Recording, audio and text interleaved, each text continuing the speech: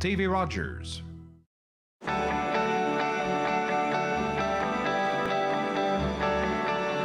Vous regardez TV Rogers, Ottawa.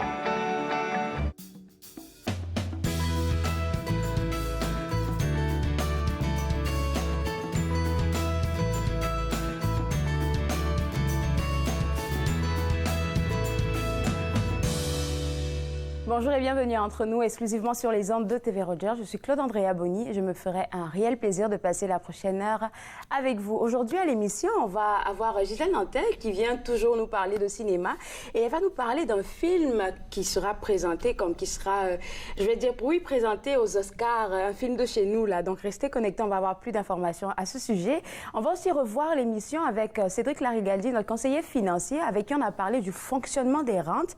Et puis tout de suite pour commencer, j'ai avec moi l'auteur Henri Lessard, avec qui on parle de la grève des anges. Au départ, quand j'ai vu le titre, pour vous dire vrai, j'étais comme... OK, là, est-ce qu'on va parler de religion, quelque chose dans le genre? Mais ça a vraiment par rapport, hein? Non, le titre est entièrement ironique. Je peux pas expliquer la raison. Je peux pas expliquer la raison sans dévoiler le punch d'une nouvelle. Mais en fait, c'est le titre d'une des nouvelles du livre et qui a donné donc son titre au livre. C'est la nouvelle éponyme, comme on pourrait dire. Et puis, c'est votre premier ouvrage, dans le fond. Votre tout premier, hein? C'est le premier publié. En fait, j'ai quelques romans qui se dorment dans mes tiroirs et beaucoup de ces nouvelles-là, en fait, sont des chapitres que j'ai extraits de ces romans. D'autres nouvelles ont été créées à partir de rien, là, donc non pas d'antécédents, mais donc c'est pas vraiment pour moi du matériel nouveau. D'accord, parce qu'il faut dire que vous avez travaillé aux éditions Vermillon ici à Ottawa. Oui, j'ai travaillé aux éditions du Vermillon pendant une quinzaine d'années et puis finalement je suis publié aux éditions L'Interligne. Je le souligne parce que souvent dans les entrevues, on oublie de mentionner le nom de l'éditeur. Le nom de l'éditeur. Est-ce que moi je peux vous poser la question de savoir pourquoi, après plusieurs années, on va dire, parce que vous avez mentionné qu'il y a des romans qui dorment encore dans votre placard, pourquoi on décide cette fois de faire cet ouvrage-là? Finalement, c'est un peu pour répondre à un défi que quelqu'un m'avait lancé. J'avais promis que je soumettrais mes nouvelles à des éditeurs et je l'ai fait. Mais j'étais peut-être pas très convaincu, mais finalement, ça a été accepté. Donc, tout est bien. Et puis, on a combien de nouvelles à l'intérieur de cette je les ai pas comptées. Je connais le livre par cœur, mais... Je dirais une bonne quinzaine. Bon, il y en a peut-être 7, disons. Là. Une bonne quinzaine, mais avec les petits, je sais pas comment vous appelez ça, là, mais vous savez, il y a les petits espaces, là, qui déroulent un peu l'histoire en quelques paragraphes. Donc, moi, je les compte, là, bien, ça se compte pas, ça. OK. Les petits, vous savez, les petites affaires qui se trouvent au milieu, là, comme ça? Ah, non, ça, c'est simplement des sections dans les nouvelles. OK. Quand je l'écrivais, moi, sur ordinateur, c'était simplement un double espace. Un double espace, OK. Moi, j'ai fini par les compter parce que, oui, ça a un lien. Parce qu'il y a quelque chose de particulier avec cette nouvelle qu'on va mentionner un peu plus tard. Mais comment vous êtes inspiré, en fait, pour choisir les différents récits qui se trouvent à l'intérieur de ça? Mon Dieu, ça part la plupart du temps d'images que j'ai en tête, d'idées que j'ai en tête. Ça part toujours d'un point très précis. Il y a des gens qui sont très bons pour raconter des histoires, inventer des histoires. Moi, je les construis. Je pars de quelque chose qui m'a frappé. Je suis obligé de trouver des prolongements, donc je cherche un autre thème. Et c'est comme ça que morceau par morceau, l'histoire se construit. C'est pas que l'histoire ne vient pas finalement en premier. Donc, c'est toujours des choses qui m'ont intrigué, des choses qui m'ont arrêté. Ça peut être des mots, ça peut être des images, ça peut être des sensations, mais c'est toujours un point précis à partir duquel je développe le récit. Moi, je vais revenir encore à Joie, ma curieuse. Là. Vous avez mentionné les romans qui dorment là dans vos placards. Pourquoi vous n'avez pas décidé carrément de publier ces romans, de faire publier ces romans, puis on est passé directement à la nouvelle? Est-ce que vous avez une préférence? J'ai commencé au début, je me suis dit, je vais faire quelque chose de facile, je vais écrire un roman pour adolescents. OK, d'accord. Et puis ça a été une catastrophe, disons. J'avais pas le ton qu'il fallait. Je n'aimais pas ça. Alors, j'ai vieilli mes personnages et je me suis retrouvé avec des personnages adultes et tout a été très bien. Donc, ça fait un premier essai qui dort et qui va probablement dormir très, très, très longtemps. J'ai un autre roman qui est terminé que je pourrai toujours publier quand celui-là aura vécu sa vie. Et puis, j'en ai un autre de commencer. Parce que selon moi, je reçois souvent des auteurs ici, mais pour moi, les nouvelles, le roman est beaucoup plus difficile à écrire que les nouvelles. Parce que les nouvelles, c'est des courtes histoires, donc je me dis c'est quand même un peu facile à faire, à organiser. Faut conserver un lien à partir durant tout le roman. Faut trouver une fin où ça peut être un peu difficile probablement à manipuler pour quelqu'un qui n'a pas l'habitude. Donc, dans mon cas, peut-être que commencer directement par le roman a été une mauvaise idée, mais à partir de chapitres, c'est possible de prendre des chapitres de romans qui nous satisfont pas tellement et de faire des nouvelles qui tiennent la route. Juste ça. C'est comme ça que vous avez décidé de vous lancer pour les nouvelles. Ben, un peu, oui. J'ai tellement de questions à vous poser là, parce que là, dans La Grève des anges, il est question de processus mentaux et toutes ces histoires-là, et je vous garde avec moi, et puis on part à la pause là. Alors, restez vous aussi avec moi, parce que juste après la pause, on va découvrir l'intérieur de La Grève des anges. Vous regardez entre nous, exclusivement sur les ondes de TV Rogers.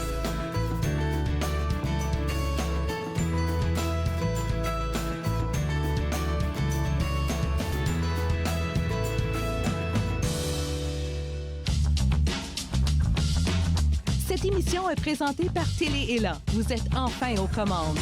Pour en savoir plus, visitez rogers.com.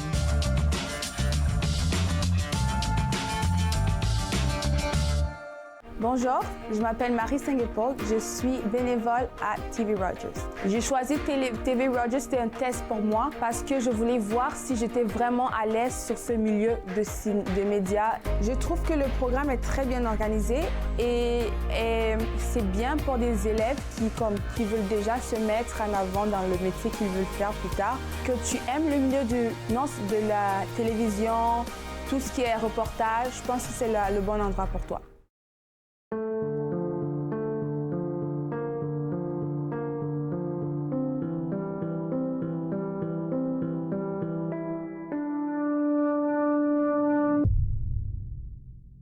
Du sang dans l'urine est le symptôme le plus commun du cancer de la vessie. N'ignorez pas ce signe, pas même une seule fois.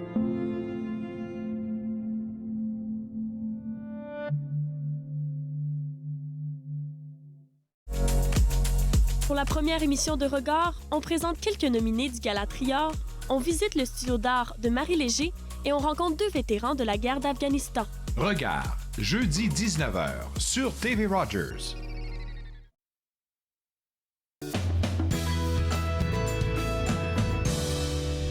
De retour à Entre nous, exclusivement sur les ondes de TV Rogers, on parle toujours de La Grève des anges, le premier recueil de nouvelles paru aux éditions L'Interligne par M. Henri Lessard. Puis ça me fait rire, me fait rire parce que là, vous étiez en train de me dire que vous en aviez tellement, et puis là, on sort avec juste une petite nouvelle. Donc, peut-être que vous travaillez sur quelque chose d'autre là, et puis on va en parler bien plus tard. Mais le thème les thèmes qui sont évoqués dans ce recueil de nouvelles sont les processus mentaux, la naissance des pensées. Moi, je trouve que c'est un thème qui m'intéresse beaucoup. Okay. Pourquoi vous êtes intéressé à ça, en fait? En fait, c'est peut-être pas un intérêt. Ça décrit peut-être un peu plus mon écriture. C'est une écriture qui est quand même très rapide, qui y va par petites touches. Ça peut sembler, quand on lit un peu vite, peut-être un peu facile ou un peu superficiel, mais en fait, chaque touche est censée quand même avoir une résonance ou toucher quelque chose de sensible. Donc, c'est à la fois, en tout cas, je l'espère, quelque chose de rapide, mais qui a quand même des échos ou des répercussions à l'intérieur des personnages de l'histoire et, je l'espère, à l'intérieur des personnes qui lisent mes nouvelles. Puis donc, vous avez décidé d'aller dans ce sens-là juste parce que vous aviez voulu réveiller quelque chose chez les gens, parce que, comme vous l'avez mentionné tantôt, là, oui, c'est vraiment facile à lire. Et puis moi, j'aime beaucoup les nouvelles parce que ça passe rapidement, mais c'est clair que ça évoque quelque chose, dépendamment de l'histoire qu'on va lire, de la nouvelle qu'on va lire, ça évoque quelque chose. C'était vraiment ça votre but? Je pense que ma manière d'écrire a décidé un peu des thèmes dont je traiterai. En fait, le thème majeur, celui qui se retrouve dans presque toutes les nouvelles, c'est à la fois une sorte de refus de soi et le fait qu'on se retrouve qu'en se fuyant soi-même, on se retrouve constamment chez les autres. Donc, on parle un peu sur le mode humoristique du clonage. Le personnage principal qu'on retrouve dans toutes les nouvelles, Noël, par exemple, ne voudrait pas être clonée, mais quand elle est en interaction avec les autres, souvent elle se rend compte qu'elle accroche aux côtés des autres qui lui ressemblent. Donc, c'est un peu sur cette ambivalence-là que les nouvelles sont souvent construites. Et là, vous avez mentionné le nom de Noël parce que c'est, on va dire, l'acteur principal de cette nouvelle-là. Oui. Et c'est ça qui est assez particulier avec votre recueil parce que pour les nouvelles que moi j'ai eu à voir, c'est des différentes histoires à chaque page. Mais là, c'est une continuité d'une jeune dame, Noël, jusqu'à la fin. Oui. Pourquoi ça vous est venu de faire tout ce trajet-là avec nous, avec Noël aussi? C'est parce que tout ça est extrait de ces chapitres-là de romans inachevés. Donc, j'ai gardé grosso modo... j'ai pas gardé grosso modo les mêmes personnages, j'ai gardé le même personnage parce que, finalement, moi, j'y étais attaché, tout simplement. À Noël, hein? Oui. Puis c'est assez difficile, moi je dis, de pouvoir exprimer ce qu'une femme ressent. Souvent là, on est un peu... mais vous avez réussi à vous mettre dans la peau de cette Noël-là. C'est pas plus difficile pour un homme de... Je sais pas. Je me demande juste. OK. Si un personnage est humainement crédible, je crois qu'on peut lui donner en faire un homme ou en faire une femme. J'étais pas poussé par l'idée de m'exprimer. Moi, je trouve que c'est plus facile, en tout cas pour moi, de m'exprimer si je prends quelque chose ou quelqu'un qui est vraiment extérieur à ma personne. D'accord. Si on m'avait dit « exprime-toi, Henri », probablement que ça m'aurait beaucoup ennuyé et j'aurais tout simplement pas écrit. Ceci dit, tous les personnages sont un peu moi, mais aucun des personnages n'est vraiment moi, évidemment. C'est quelque part une petite fiction, là, quand je fais, et puis une continuité. Noël, dans le recueil, elle est assez particulière comme jeune demoiselle. Elle a plein de péripéties. Puis vous avez mentionné tantôt, là je pense que c'est celui que j'avais choisi, c'était, laissez-moi revoir encore le titre, La mise en abîme. Puis là, elle voulait vraiment pas être clonée parce que pour elle, elle serait pas une bonne personne à côtoyer ou bien avoir un second soi, là. Elle n'arrivait pas à se voir. Puis quelque part, là, je pense que dans la société actuelle, c'est ça qui arrive. Oui, c'est un peu le paradoxe. En fait, la nouvelle me vient de ce qu'une amie m'avait déjà confié. C'est quelque chose qui m'avait quand même un peu étonné parce que le passage qui est au début des nouvelles m'a vraiment été dit par une femme, une amie qui me dit... une amie qui me dit qu'elle aimerait se cloner pour quelques minutes, pour se voir, pour s'embrasser elle-même, pour voir quel effet elle fait aux autres. Moi, ça m'avait étonné. C'est pas le genre d'idée qui me viendrait. Elle se serait clonée, elle se serait doublée. Moi, ça parce m'aurait qu'elle fait a besoin de se voir en action, peut-être pour essayer pas c'est de s'estimer, mais en tout cas de voir un peu la balance de qu'est-ce qu'elle projette vraiment chez les autres. Probablement, mais pour certaines personnes, ça peut être quelque chose de désirable ou de nécessaire. Pour d'autres personnes, comme pour moi ou comme pour Noël, se dédoubler, avoir affaire à soi, savoir en face de soi, c'est pas quelque chose qui est très, très intéressant à dire. Non, je sais. On a du mal même à se regarder souvent dans le miroir, là, donc j'imagine un peu. Puis on se retrouve directement, en tout cas, surtout dans la mise en abîme, là, je me suis retrouvée un peu quelque part, pas dans tout mise en abîme, mais quelque part dans le corps de Noël. Et puis dites-moi, là, dans ces sept nouvelles qui se retrouvent à l'intérieur, selon vous, je sais que vous les aimez tous, là, mais c'est quoi le top 3? Pour moi, j'ai pas de préféré. D'une certaine manière, sont toutes mes préférées, mais celle que j'aime le mieux, évidemment, il y a Grève des anges, celle qui a donné son titre au recueil. Mais celle qu'on ne peut pas compter parce qu'on va donner tout... Non, je peux pas vous dire pourquoi les anges sont en grève, mais ils ne sont pas vraiment en grève parce qu'il n'est pas question vraiment des anges. Oui, c'est ça. Et puis, j'aime bien aussi Jeu de rôle, et puis aussi, j'aime bien, finalement, Mise en abîme aussi, et comme... Non, je mettrais peut-être celle qui est intitulée Sucrier, juste un petit peu avant. OK, je vais m'arrêter sur le Sucrier. Ça parle de quoi? Ça m'a attiré, mais après, Mise en abîme m'a plutôt... Okay. Oui. Ben, le Sucrier, c'est vraiment juste un élément de l'histoire qui a un petit rôle. C'est un titre un peu ironique aussi, comme Grève des anges. En fait, ça me vient d'un élément qui ne s'est pas retrouvé dans la nouvelle, je l'ai enlevé, mais dans mon quartier, il y avait une maison autrefois. Le rideau était toujours ouvert, toutes les lumières étaient allumées, et il y avait beaucoup d'objets en laiton à l'intérieur, donc il y avait toujours de la lumière et des reflets, et rien qu'en marchant sur la rue, on pouvait voir le sucrier et puis la salière et la poivrière sur le comptoir de la cuisine, dans le fond, parce que tout était visible, tout était ouvert, tout était illuminé, et ça m'agaçait un peu. Ça a été le prétexte de départ de la nouvelle, mais j'ai enlevé ce petit passage-là, finalement, dans la nouvelle finale. Mais il y a un sucrier qui a un certain rôle quand même dans l'histoire. Et là encore, je ne peux pas le dire. Non, d'accord. Finalement, j'aurais tout essayé pour vous, là, mais il ne peut rien dire, M. Lessard. Dites-moi, qu'est-ce que je voulais demander par là? Oui. Ma question, c'était de savoir à quel public s'adresse le recueil, parce qu'il y a des histoires un peu poussées à l'intérieur, oui. Dépendamment de l'âge, là, par rapport à la perception, selon vous, c'est quelle tranche d'âge qui pourrait avoir accès à ça? Bon Dieu, jeune adulte et adulte, même à la limite adolescent, il n'y a pas comment dire, il n'y a pas de tabou, OK. Il n'y a pas de passage problématique, disons, ou de description problématique. À partir du moment où l'intelligence devient à peu près adulte, c'est quand même pendant l'adolescence. Oui, quand même. Je crois qu'on essayer de se comprendre, de se choisir, ce serait un bon outil aussi quelque part, là, de voir un peu l'histoire de cette demoiselle. Surtout pour un jeune adulte, comme vous l'avez mentionné tantôt. Dites-moi que vous allez finir par travailler sur les romans que vous gardez dans vos placards. Parce que celui-là, franchement, il est bon. J'ai juste lu Mise en abîme, je vais le dévorer pour sûr. Et je vous donnerai mon retour, mais dites-moi que vous allez travailler sur les autres romans, parce que je suis sûre qu'ils sont extraordinaires. Ben, il y en a un qui est terminé. Je peux vous faire le défi aussi, comme votre ami qui vous a demandé de faire le défi pour les nouvelles. Oui. Ouais. Peut-être que puis on va vous recevoir dans combien de temps? Ça prend du temps, hein? Là, ça dépend de l'éditeur et je ne peux pas publier 2 coups sur coup. Donc, au minimum, je ne pense pas que ce soit avant 18 mois. Avant 18 mois, mais moi, je retiens ça en tête et puis j'espère vous revoir bientôt. Ben, il faudra me réinviter, tout simplement. Oui, pour sûr, hein, pour sûr. Avant qu'on ne quitte, j'aimerais juste vous poser une question. On est en 2019, il y a vraiment beaucoup de médias sociaux. Vous pensez que c'est super important pour vous, les auteurs, d'être vraiment en avant, surtout sur les médias sociaux?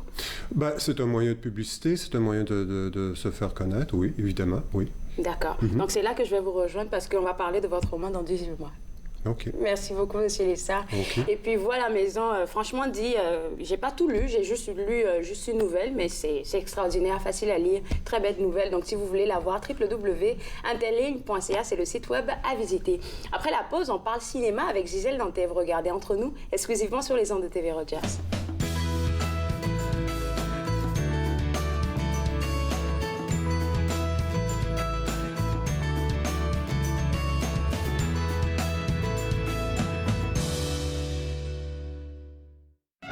Je l'aurai, quoi qu'il m'en coûte. Verse-moi du vin, du bon vin que j'en goûte. J'aime le vin, j'aime l'amour. J'aime le vin, la nuit comme le jour. J'aime le vin, j'aime l'amour. J'aime le vin, la nuit comme le jour.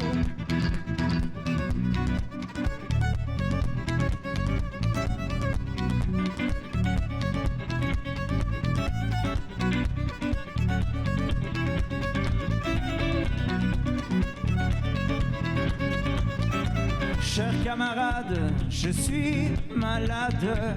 Faites-moi mon lit car je vais dormir.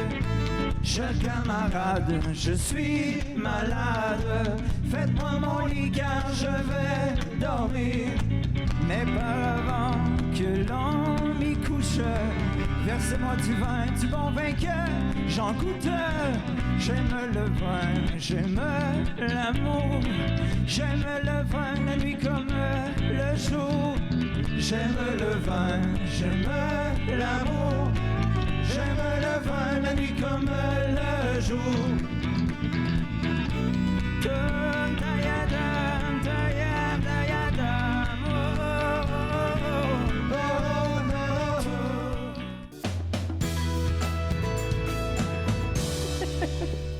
retour entre nous exclusivement sur les ondes de TV Rogers. Comme j'ai dit avant la pause, on parle cinéma.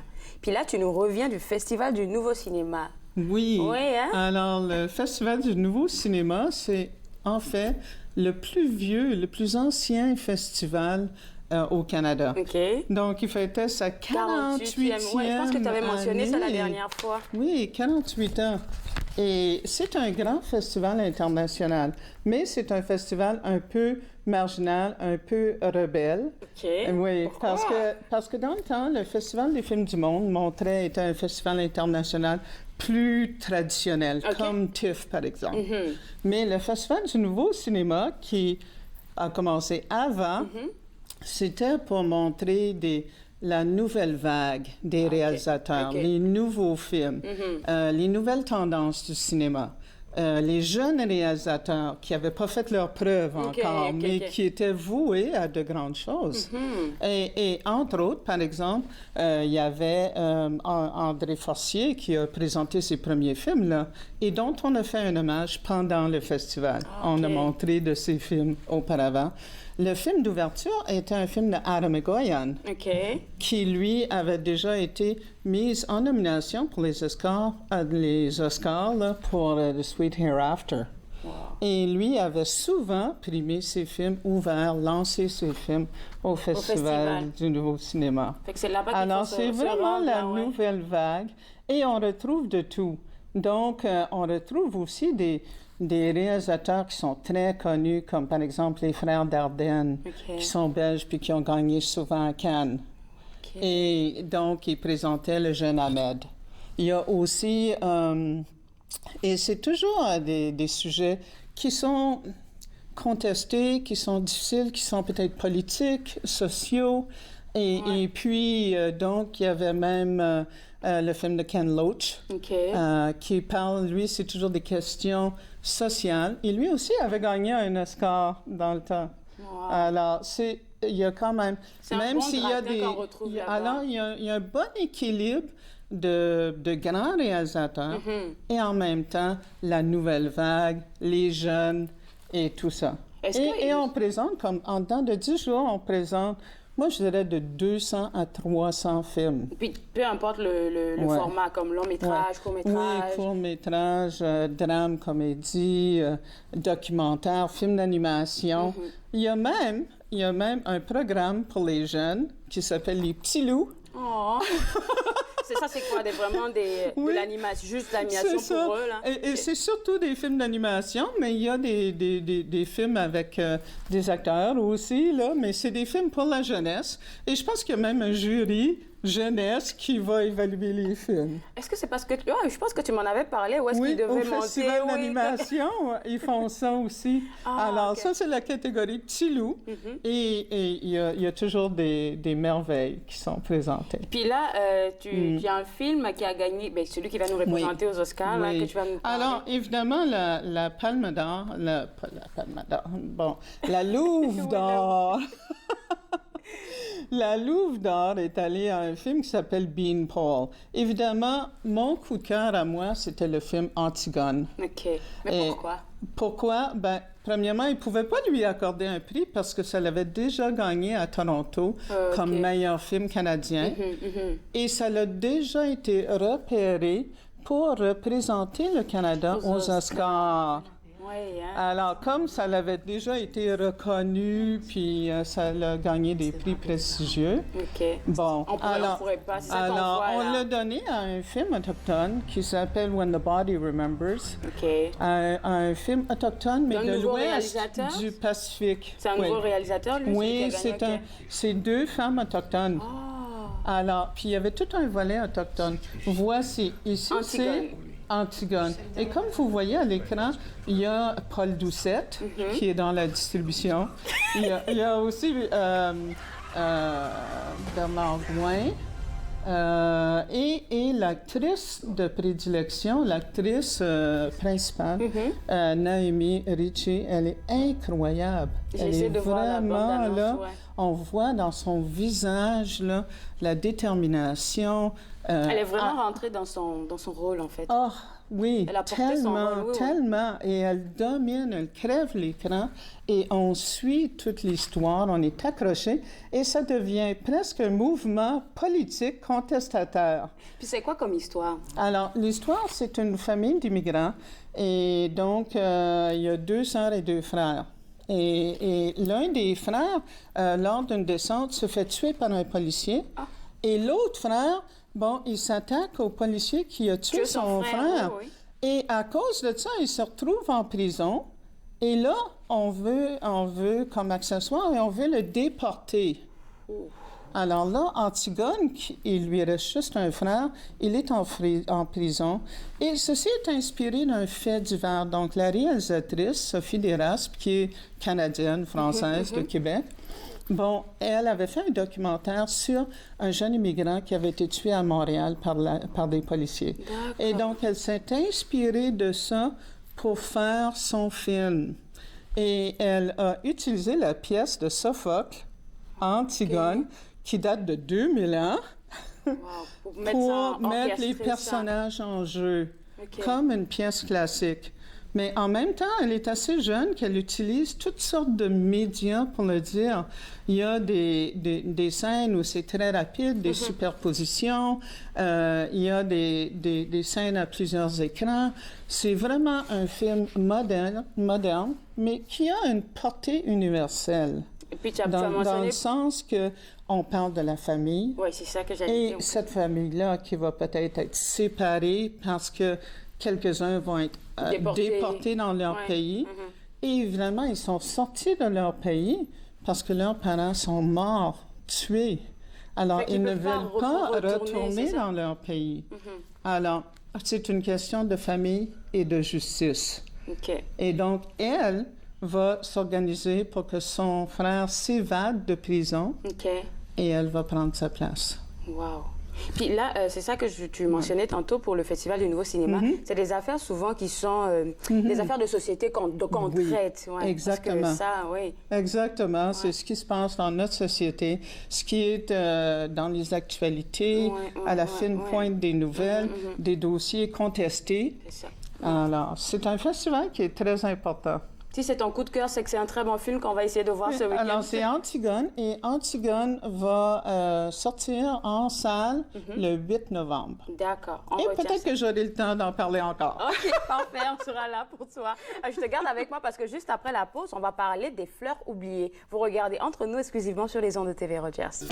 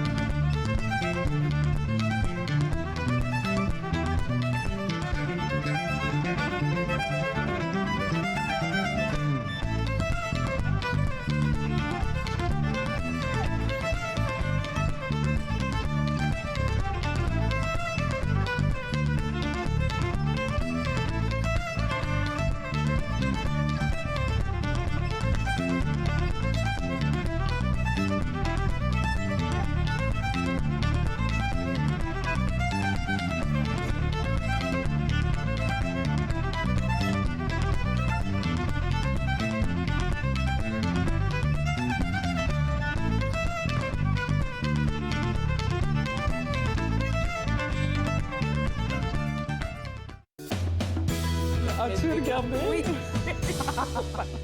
De retour à Entre nous exclusivement sur les ondes de TV Rogers. Je parle toujours cinéma avec Gisèle Dantin. Puis là, on va parler des fleurs oubliées. Alors, Les Fleurs oubliées, c'est un film d'André Forcier. Okay. Et André Forcier, c'est plus ou moins l'enfant terrible du cinéma québécois. Depuis les années 70, il fait des films et ils sont toujours flyés. Et ça sort de l'ordinaire, en fait, non? Oui, ça sort de l'ordinaire. C'est fantaisiste, c'est contestataire en même temps. Okay. Et ici, l'histoire des Fleurs oubliées, c'est Roy Dupuis qui est apiculteur, donc qui s'occupe des abeilles. Et avec le miel de ces abeilles, il fait de l'hydromel. OK. Donc, qui est le vin avec le miel. Et donc, son but, c'est de sauver les abeilles à Montréal et d'organiser des ruches un peu partout à Montréal, faire de l'apiculture urbaine. Ça, là. OK, d'accord. Tu m'expliques, là, parce que là... Et là, il va donc, son vin, on l'attend tout le temps. Okay. Apparemment qu'il est délicieux. Oui. Et là, on voit un peu la bande-annonce. Hein? Alors, vous voyez, Roy Dupuis, il a l'air d'un vieux hippie. Et ici, vous avez Yves Jacques. Et Yves Jacques... Je comprends pas, oui, c'est ça. Yves Jacques est excellent. Il est tellement drôle. Alors, il joue frère Marie-Victorin, qui est mort dans les années 40 et qui revient d'outre-tombe pour amener des graines cosmiques. Cette partie-là m'a vraiment fait rire parce qu'il dit, mais avec le produit, on va tuer le monde. Il dit, mais ces gens, ils meurent pas. Oui. Alors, donc, le frère Victorin, il s'oppose aux grandes multinationales d'engrais chimiques. Comme, par exemple, Monsanto, il y avait eu une grosse affaire avec Monsanto qui avec tous les engrais chimiques là, qui détruisaient la flore du Québec. Alors, ici, ça va être les bio, comme Roy Dupuis, par exemple, qui va produire un vin. Mais là, ils vont faire un vin à partir des fleurs cosmiques. Vous voyez les fleurs cosmiques? Ça, n'arrivait pas à comprendre, c'est ça. Et ça va devenir un film vraiment de flower power, peace, love. Le vin, à partir du vin cosmique, va être comme psychédélique. Et finalement, ça va virer au gros party, presque orgiaque. Et Roy Dupuis, évidemment, ça fait plusieurs fois qu'il joue dans les films. Il n'a pas peur là, de faire rire. Il aime ça. De prendre n'importe quel rôle. Là, de prendre n'importe quel rôle, tu sais. Il peut être bon dans un film sérieux comme L'Avare, par exemple, Séraphin, où il peut rentrer totalement dans la personnalité là, d'un apiculteur hippie bio vert là, qui s'oppose aux grosses multinationales de produits. T'as dit qu'on avait fait mention au festival où est-ce que tu étais là, du Nouveau Cinéma, on avait fait mention d'André Forcier. Est-ce que c'était présenté aussi? Alors, il y avait une soirée spéciale pour André Forcier au Cinéma Impérial. Et là, on a lancé, il y avait toute la distribution. Il y a eu une période de réponses et questions. Le film, c'est pas un grand film, mais c'est une bonne comédie. Et il faut tout de suite rentrer puis se laisser aller. C'est évidemment ridicule par moment. Un questionnement aussi. Hein. Oui, c'est évidemment ridicule par moment, mais il faut dire que ça commence demain au Cinéma Neuf. OK. Alors, ça va prendre l'affiche. Et c'est un film qu'on regarde juste pour le fun de le regarder. Puis de se remettre dans un contexte, peut-être même ça se passe maintenant. C'est presque comme un film Peace Love là, des années 60-70. Avec toutes les couleurs psychédéliques et puis tout ce qu'on veut. Alors, dis-moi, après ces deux films-là, quel autre film t'a marqué encore au Festival du Nouveau Cinéma? Il y avait...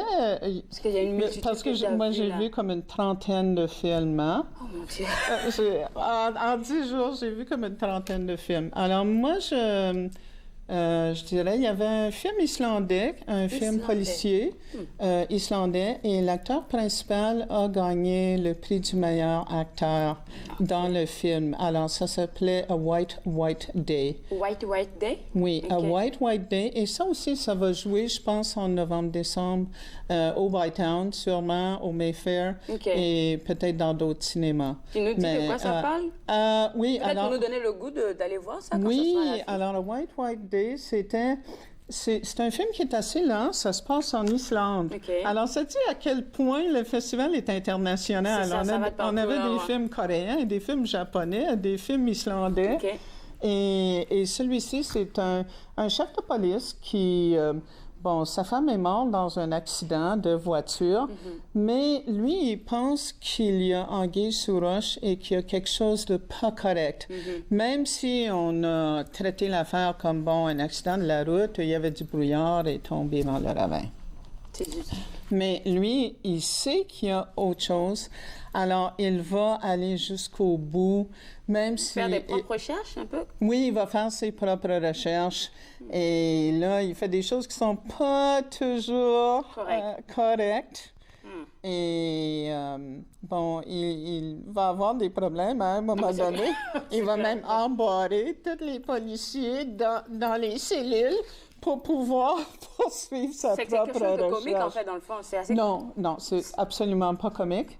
Mais il a une petite fille, par exemple, qui est blonde et qui est adorable et qui, elle, on dirait qu'elle a une maturité dépassée son âge. Elle a peut-être 7 ans et elle est adorable et elle va sortir des choses, tu sais, vraiment adultes, là. Pour pouvoir aider son papa à faire ça. Et finalement, c'est elle qui va raisonner son grand-père et lui dire « Écoute, grand-papa, tu peux pas faire ça. » Parce qu'elle se rend compte que son comportement a changé, que les choses ont changé. Est-ce que c'était sous-titré? Parce que là, c'est islandais. Là, oui, c'est islandais. C'est sous-titré. La plupart des films sont sous-titrés en français et même en français et en anglais. Il y a beaucoup, les grands films, par exemple. Il y a aussi le film de Adam Egoyan, qui était très bon, qui s'appelle Guest of Honor. Il nous reste 45 secondes et puis là, on va revenir sur Antigone que tu nous as présenté dans le premier bloc. Ça prend l'affiche quand au cinéma? Ça va être le 8 novembre. Donc, c'est encore dans 2 semaines. C'est encore... Alors, peut-être que je peux revenir en parler à ce moment-là, mais j'ai pas mal à aborder. Et le film Le Fleur oublié qui prend l'affiche le 25... Demain 25 au cinéma 9? Au cinéma 9. Byton? Probablement par la suite. Je suis pas mal sûre que ça va jouer parce que d'ordinaire, les films de Roy Dupuis, tu sais, ils passent les deux côtés. Merci beaucoup, Gisèle. On te revoit pour une prochaine chronique. Alors, merci. Et tu peux aller voir un film Flyer. Alors, vous restez avec moi parce que juste après la pause, on parle de rente. De retour entre nous exclusivement sur les ondes de TV Rogers, je suis maintenant avec Cédric Larigaldi, notre conseiller financier. Aujourd'hui, on parle de rente. De rente. Qu'est-ce que c'est que cette grosse bébête? OK, je suis tout... Oui, je t'écoute. Donc, on sait qu'à un certain moment de notre vie, on va partir en retraite. Oui. Et la plupart des gens ont des REER, ou des RESP, si on parle en anglais. Et une des premières étapes importantes, c'est de le transformer en FER ou en RIF, en général à 71 ans. C'est-à-dire, quoi qu'il en soit, le REER doit être fermé à 71 ans. D'accord. À partir de ce moment-là, on a un minimum que vous devez prendre tous les mois. Donc là, sur mon écran, j'ai mis les minimums. En général, les gens qui ont des FER ou des RIF, je pense si on parle français ou anglais, connaissent le montant. Mais à 71 ans, vous n'avez pas le choix de sortir 5,28% tous les ans. C'est comme ça. C'est le gouvernement qui choisit ce montant-là. Et quoi qu'il en soit, vous êtes obligé de le prendre. Pour 2 raisons. La première, c'est que si vous avez eu des REER, vous avez un retour d'impôt. Oui. Donc, ils veulent qu'à un moment donné, que vous repayiez les impôts. Et si on ne mettait pas de date, il y a peut-être des gens qui laisseraient de l'argent dans les REER juste pour décès. Oui, on n'a pas besoin. Donc là, on est obligé. L'inconvénient un petit peu du FER, c'est qu'on va devoir trouver des fonds ou une plateforme financière pour gérer cet argent-là. Alors, si on veut peu de risques, on va prendre moins de risques.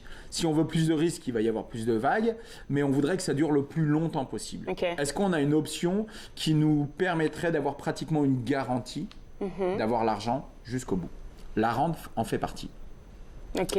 Donc la rente, en fin de compte, on préserver dépose l'argent. l'argent comme dans un fonds à une institution. Et on leur dit, voilà mon argent. L'institution va vous dire, avec cet argent-là, moi je te garantis que je te donne tant d'argent pour tant d'années. Et c'est un montant qui est fixé par Dès le début. l'institution. Oui. OK. Donc selon que vous soyez un homme ou une femme, c'est différent. Pourquoi? Parce que les hommes vivent moins longtemps que les femmes. Donc forcément, on va donner plus d'argent à un homme. Parce qu'on sait qu'on va probablement lui en donner moins. OK. Parce que, à l'inverse, une femme vit plus longtemps. Alors on ne peut pas lui promettre la même chose parce que si elle vit 30 ans de plus. OK. Ensuite, ça dépend à quel âge vous commencez. Quelqu'un qui commencerait à 82 ans une rente, va forcément avoir moins de temps à avoir de l'argent que C'est quelqu'un clair, qui parce que- commencera à 60 ans. OK. Chaque institution a des règles différentes, donc la rente, c'est pas juste un produit et puis tout est le même. Chaque rente est différente. D'accord. Ok.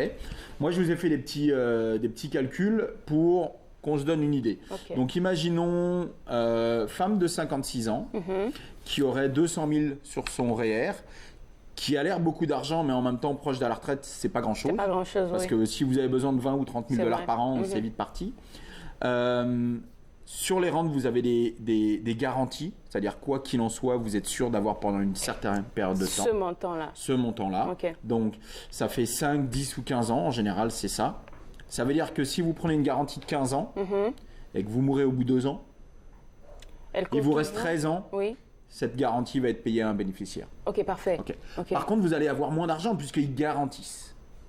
Donc, quelqu'un qui dit, moi, de toute façon, j'ai pas d'enfant, ma femme n'est plus là, donc je suis tout seul, ça peut-être sert à rien qu'il ait une garantie parce qu'il va avoir plus jusqu'à temps qu'il reste là. Et Il y aura pas de là, bénéficiaire. ça se fait tout au début quand on parle avec l'institution financière. Oui, OK. oui. D'accord. Vous savez exactement ce que vous allez signer. Donc, imaginons, c'est ça, une femme qui va partir à retraite à 61 ans. Donc, on est en 2019, va partir en 2025. Elle pourrait avoir, en gros, avec ses 200 000 $, de 9 000 à 12 000 $ par an. OK. OK. Ça veut dire, est-ce que c'est beaucoup d'argent par rapport à ce qu'on a mis ou peu d'argent? Bon, dépendamment de où est-ce que ça va durer, jusqu'à C'est combien ça. de temps ça va durer. Donc, là? si elle a 9 000 $, ça va lui durer, en gros, pendant les 22 prochaines années, c'est le même montant que si elle avait laissé l'argent sur son saving. D'accord. Et puis, elle allait Donc, prendre de l'argent. ouais. Si elle vit plus de 22 ans, elle va récupérer plus de ce qu'elle a posé dans la banque. D'accord. Parce que c'est limité. Donc, quelqu'un qui va vivre jusqu'à 110 ans, par exemple, va toucher plus d'argent que ce qu'elle a mis dedans. Parce que c'est garanti. À l'inverse, si par exemple, elle prend 16 000 $, au bout de 16 ans, Ça commence à se raccourcir, comme le montant va diminuer. Hein? mais puisque c'est garanti, le montant ne diminue pas.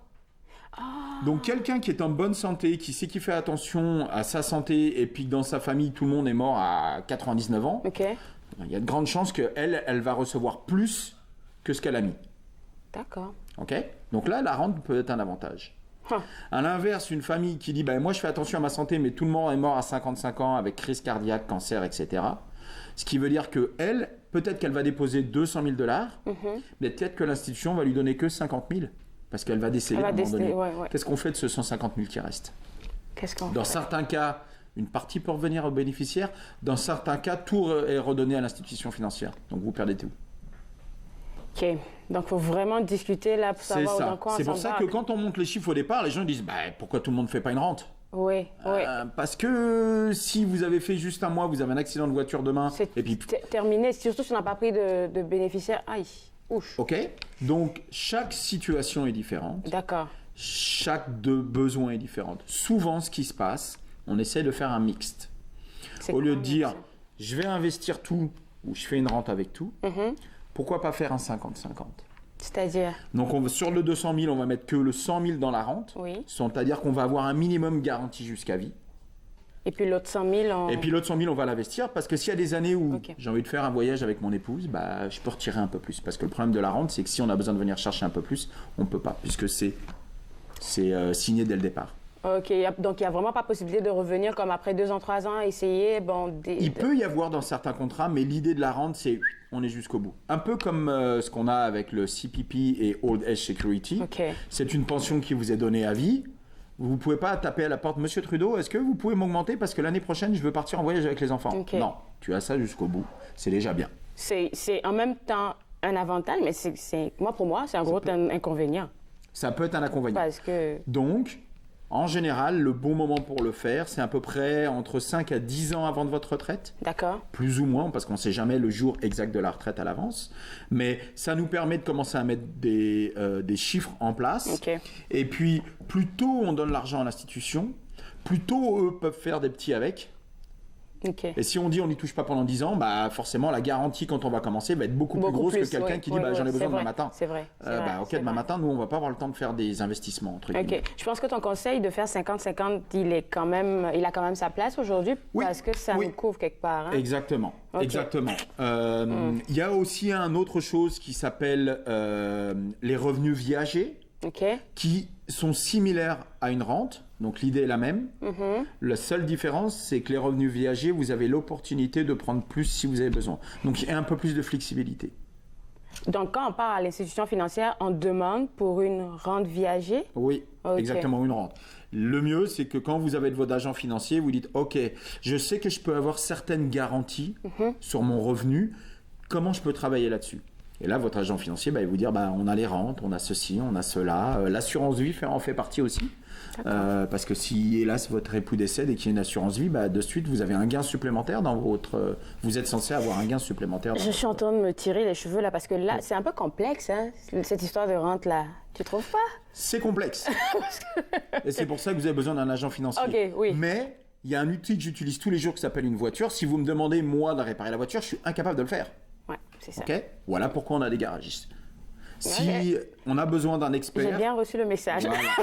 Donc, l'idéal, c'est de pas d'arriver le jour J de votre retraite, vous dites, alors j'ai des sous en banque, je sais pas exactement combien j'ai, je sais pas si je vais en avoir jusqu'au bout, est-ce que j'en ai trop, pas assez, est-ce que j'en ai...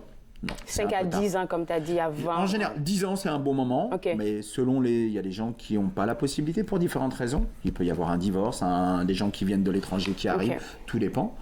Comme moi, par exemple, je suis arrivé il y a quelques années de France. J'ai pas la même situation que quelqu'un qui est au Canada depuis 30 ans. C'est vrai. Donc, chacun est différent. Mais 10 ans avant, ça vous laisse le temps d'aller voir les chiffres, de prendre les décisions, de comprendre les avantages et les inconvénients. Et dans votre situation, sur votre budget, ce que vous voulez faire, on a des clients qui veulent voyager autour du monde et puis on a des clients qui veulent peindre dans leur jardin pour leur retraite. Donc, le budget n'est pas le même. OK. Puis je veux dire, les besoins sont différents de famille en famille. Oui. OK. Merci beaucoup, Cédric. Je te garde avec moi plaisir. parce que, comme on l'a mentionné depuis le début de la saison, vous avez la possibilité d'envoyer des questions à notre conseiller financier et puis nous, on en parle ici sur le plateau. Donc, après la pause, on répond à 2-3 questions. Restez avec moi. Vous regardez Entre nous, exclusivement sur les ondes de TV Rogers.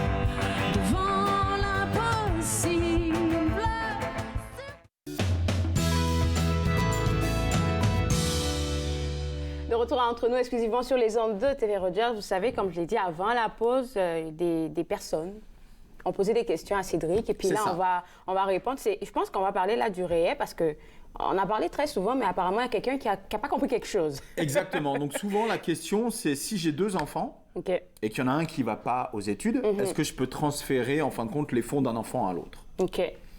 Il y a 2 réponses à ça. La première, votre capital, vous pouvez transférer d'un enfant à l'autre sans problème. D'accord. Ouais. OK? Donc l'argent que vous avez mis, vous pouvez. Par contre, l'argent du gouvernement que vous allez recevoir, Non. il y a un maximum de 7 200 $ par enfant.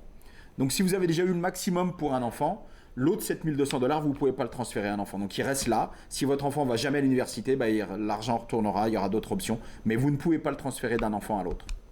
Parce qu'il a déjà eu son 7 200. D'accord. OK. Mais imaginons que vous avez commencé quand vos enfants ont 10 ans, donc vous n'avez pas reçu le maximum des 7 200 $ de l'État. Si par exemple, il n'y a qu'un 5 000 $, Et puis de l'autre côté, il y a un autre 5 000 $, OK. sur les 5 000, on peut prendre le 2 200 $ qui manque pour aller atteindre le 7 200. OK, c'est juste la seule option.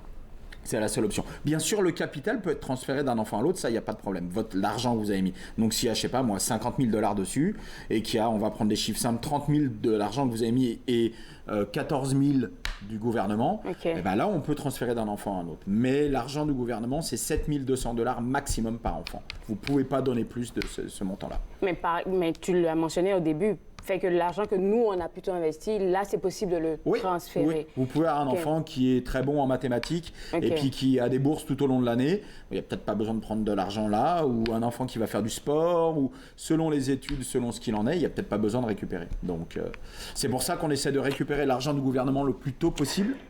Parce que comme ça, ce qui reste dans le pot, c'est votre argent. Et puis, si les enfants arrêtent l'étude, vous pourrez récupérer votre capital. Et puis, comme tu l'as dit la dernière fois qu'on en a parlé, arrivé à un moment, les enfants peuvent décider de reprendre l'école. Donc, en plus. C'est comme une garantie quelque part pour Exactement. OK, Exactement. parfait.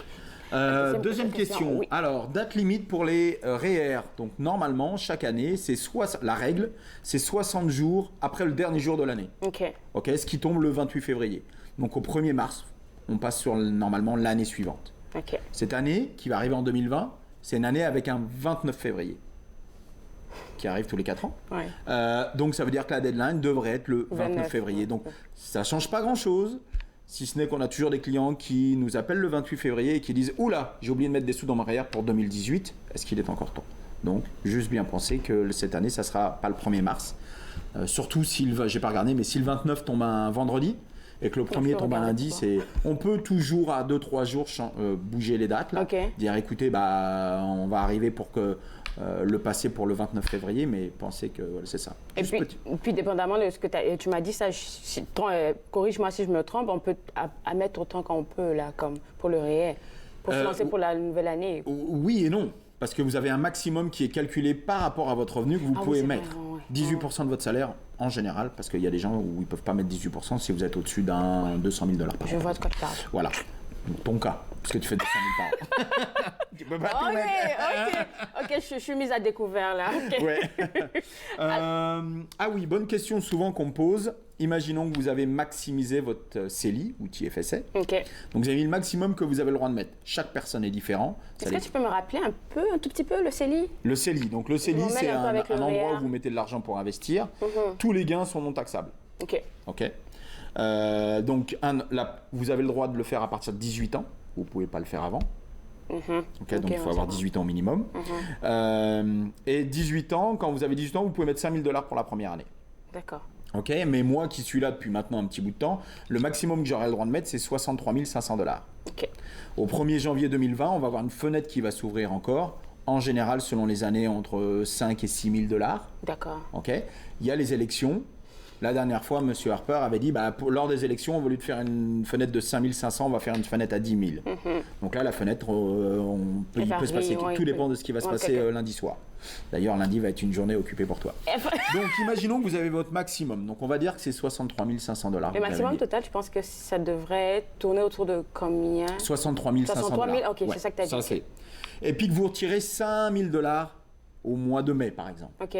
Est-ce que vous avez le droit de remettre votre 5 000 parce que là, forcément, votre maximum a baissé. Est-ce que vous avez le droit de remettre votre 5 000 $, par exemple, au mois de septembre? La réponse est non. Mais... Exactement. Donc, la règle du CELI, c'est qu'il ne faut pas oublier qu'on parle de maximum que vous pouvez mettre dessus. Donc en 2019, si je reçois un bonus, j'aurais mis 63 500 $. Donc j'ai déjà mis 63 500. Oui. Le maximum que j'ai le droit de mettre. Je ne peux pas remettre un autre 5 000 dessus. Qu'importe que j'ai pris, j'ai le droit de mettre 63 500 $. Si je mets un 5 000 de plus, en 2019, j'aurais mis 68 500 $ et pas 63 000. Et ça ne fonctionne pas? Non. Donc on attend le 31 décembre et au 1er janvier de l'année suivante, maintenant vous avez le droit de remettre l'argent. Donc en fin de compte, ça s'est rééquilibré. Donc dans l'année, l'argent que vous avez retiré, vous ne pouvez pas le remettre si vous êtes à votre maximum. C'est sûr que si vous avez un 5 000 $ sur votre CELI, puis que vous en enlevez 1 000, bah vous avez le droit de mettre 63 000. Alors vous pouvez mettre 1 000 $, vous avez mis que 5 000. Mais pour eux, c'est comme si vous aviez mis 6 000 $, même si vous avez que 5 000 $. Parce que c'est l'argent que vous avez le droit de poser dessus. Okay. Depuis le tout début, là. Depuis le tout début. Donc, il faut faire attention lorsqu'il y a des gens qui reçoivent des bonus et puis ils savent qu'ils vont... souvent, les entrepreneurs, par exemple, ils peuvent avoir des mois où ils gagnent énormément d'argent d'un coup. Puis certains mois on se dit qu'on peut le remettre comme rapidement après, là, mais non, ça il faut faire attention. Et le calcul se fait... Il y a que vous qui... Oh, d'autant plus si vous avez plusieurs institutions. Alors là, c'est un petit peu la galère. Si vous avez un CELI avec votre agent financier, un CELI à la banque et puis un CELI en ligne. Le problème, c'est que tout ça combiné, c'est 63 500 $. Wow. Donc, si vous commencez à jouer avec vos fonds et puis que vous appelez votre banque, vous dites je peux mettre combien cette année? Ben, je ne le sais pas, vous avez fait quoi sur les autres? OK, fait que on ne peut même pas avoir occasion de dépasser parce que tout est comme coordonné. Mais vous allez le faire. Vous allez le mettre. Okay. Sauf que vous allez avoir une pénalité. Si CRA va vous dire c'est pas une bonne idée. Parce que les pénalités sont importantes. Je dirais pas comme ça, mais c'est quelque part un petit piège. Parce que là... C'est un piège. Il faut faire attention. C'est pour ça que vous avez besoin de parler avec votre agent financier. OK. Avec mon agent financier, Cédric. Ouais. Oui. C'est lui qu'il faut aller voir. Hein, c'est ça. Mais non, c'est important. Je dirais que la base... Depuis qu'on travaille ensemble, la base, c'est toujours la communication. Okay. Allez voir, si vous êtes content avec votre banque, allez voir votre banque. Si vous avez un agent financier, vous allez lui parler. Je te garde avec moi parce que je vais essayer de lui tirer des conseils du nez. Vous regardez Entre nous exclusivement sur les ondes de TV Rogers.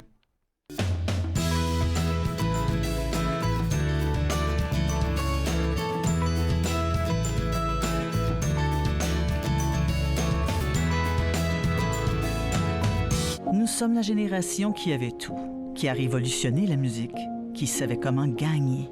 Et nous savions célébrer. Nous nous sommes unis pour lutter contre la faim chez les enfants. Nous nous sommes unis pour les protéger. Et dans ce monde dangereux, nous devons continuer de les sauver. Même lorsque nous ne serons plus là, en incluant l'UNICEF dans notre testament, nous deviendrons la génération qui a laissé en héritage un monde meilleur. Visitez le unicefleg.ca.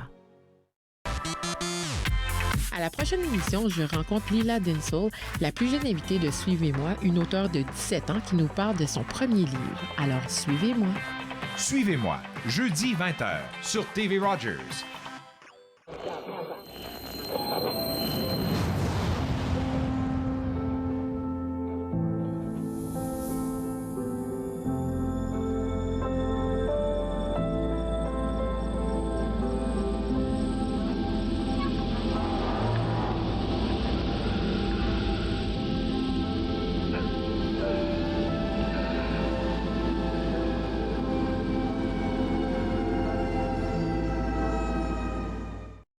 Prochaine émission de Lumière et d'aide, je reçois Linda Leduc, guide de Renaissance. Elle fera un tour d'horizon de son parcours particulier et nous expliquera ce qu'est le Curaprana. De Lumière et d'être, jeudi 20h30 sur TV Rogers. Retour Entre nous exclusivement sur les ondes de TV Rogers. Et là, on parlait avec Cédric. On a parlé des rentes, on a parlé des questions qui t'ont été envoyées, mais il faut rappeler qu'on peut encore envoyer des questions à tous les jours. Hein? C'est ça. Donc, il y a plusieurs façons, soit sur mon email, mon adresse email, cedric@aspirewealth.ca. On a notre site également, donc Aspire Wealth Group. Vous allez sur Google, vous allez trouver ça. L'avantage de notre site, c'est que vous pouvez faire vos propres calculs à l'intérieur de votre prêt hypothécaire, combien d'assurance vie vous avez besoin, votre rente, est-ce que vous pouvez la calculer. Il y a plein d'outils gratuits à l'intérieur. Gratuit, merci. Gratuit. Donc il n'y a pas besoin de signer, il n'y a rien, on ne veut pas votre adresse email. Vous allez là, vous regardez ce qui vous intéresse et puis vous dites combien j'ai besoin d'argent pour les études pour les enfants. Merci beaucoup Cédric, j'ai passé un agréable moment et j'espère que vous aussi, donc comme il a dit, vous pouvez les contacter sur leur site web. Nous, lundi, on sera en pleine préparation pour la soirée électorale, fait que vous serez en ligne sur Facebook, on sera en ligne plutôt sur Facebook à partir de 9h le soir, donc 21h.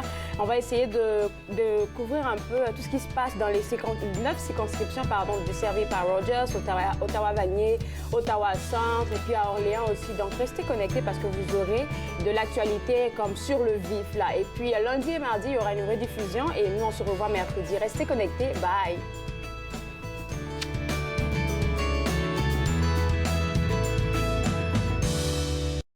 Faites-nous part de vos commentaires en composant le 613-521-2323 par courriel sur Facebook et Twitter.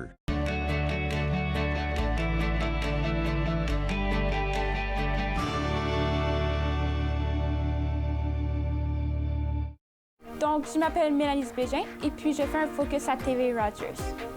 Mes tâches principales seraient régie de plateau, assistante à la réalisation et caméraman, ainsi que graphique.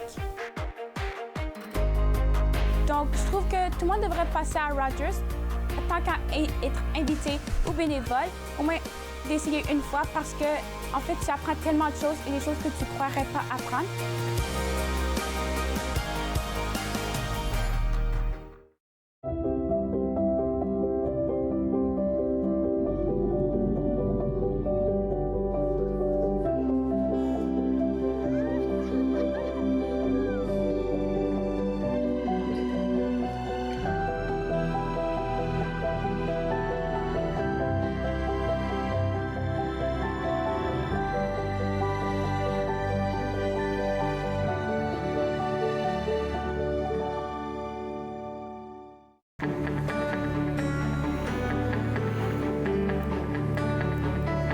Regardez TV Rogers, Ottawa.